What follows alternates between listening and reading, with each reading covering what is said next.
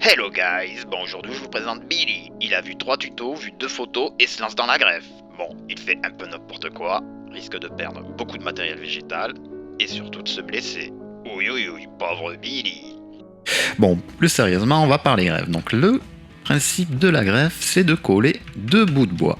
Donc coller les cambiums, c'est-à-dire la partie extérieure du bois sous l'écorce. Donc comme ça paraît simple, mais en pratique c'est assez compliqué et cela demande énormément d'entraînement pour faire des belles coupes, parce que si on fait directement ça sur du matériel végétal qu'on nous a donné ou qu'on a acheté, ben on arrive vite au bout du greffon tellement on multiplie les tentatives de coupe. Donc entraînez-vous, un conseil, entraînez-vous. Ensuite, côté sécurité, toujours avoir des gants et être bien équipé. Donc moi j'ai un greffoir qui a une lame biseautée des deux côtés, donc c'est une lame de couteau en fait, ce n'est pas une lame de greffoir, donc il faudra que je m'achète un greffoir pour droitier. Ensuite, les gestes à ne pas faire, donc ne pas envoyer la lame vers soi bien sûr, et ne pas utiliser le pouce comme enclume, support, enfin du type comme quand on coupe un quignon de pain ou un bout de saucisson par exemple. Donc, je pense que vous voyez ce que je veux dire. Ensuite, le déplacement de la lame, donc pendant la coupe, il faudra qu'elle aille de haut en bas pour faire une coupe nette. Le but étant de ne pas effilocher le greffon.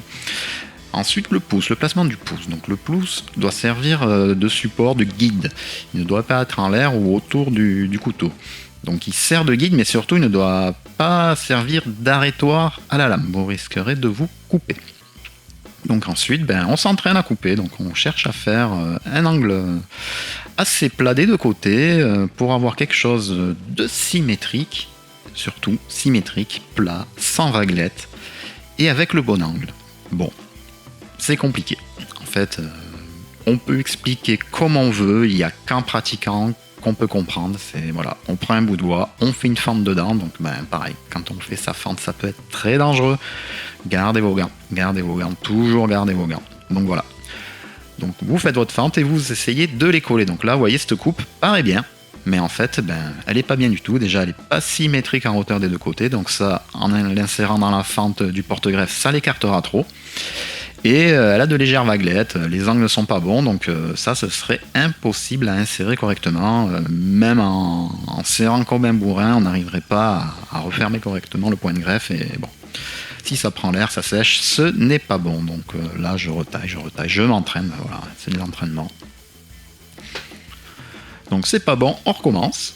Donc premier coup, bon mes gestes ne sont pas parfaits, hein. Surtout je vous donne les conseils au début, mais vous verrez qu'après je ne les applique pas forcément. Bon, mon greffoir, mon couteau greffoir ne coupe pas très bien et n'a pas la lame biseautée, donc bon, ça rajoute beaucoup de difficultés. Donc voilà. Là, ça paraît pas mal, pareil, mais en fait, elle n'était pas assez longue. Donc là, même là, c'est extrême. C'est très long, mais c'est pour vous donner une idée. Voilà, c'est assez fin, plutôt plat. Il y a du cambium.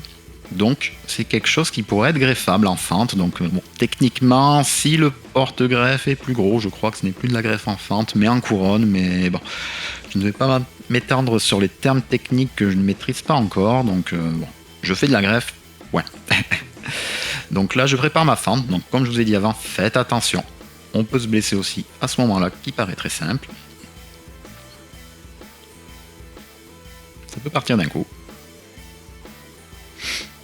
Et ensuite, là, le but sera donc de l'insérer, vu que mon porte-greffe est plus gros que mon greffon, donc je dois l'insérer sur le côté. Donc, il y avait un côté avec une belle part de cambium. Donc voilà, je la fais correspondre, voir si l'angle est bon et que le contact se fait bien. Et la deuxième chose à vérifier, vu que je suis de côté, c'est si du côté opposé au greffon, ça tient aussi. Donc là, il faut essayer de serrer avec le pouce. Et si ça tient sans trop forcer, on peut se dire que l'élastobande arrivera à faire le même. S'il faut y aller comme un bourrin, dites-vous que vous aurez beau serrer votre élastobande, ça restera écarté et ça ne prendra pas. Donc voilà pour les premiers conseils que je peux vous donner. Comme vous voyez, je pratique.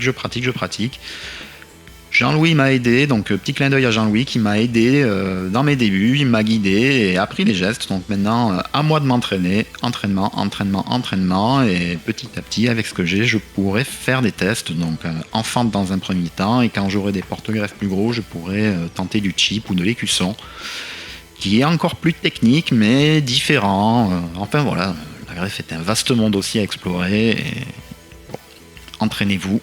C'est le mot d'ordre. Entraînez-vous.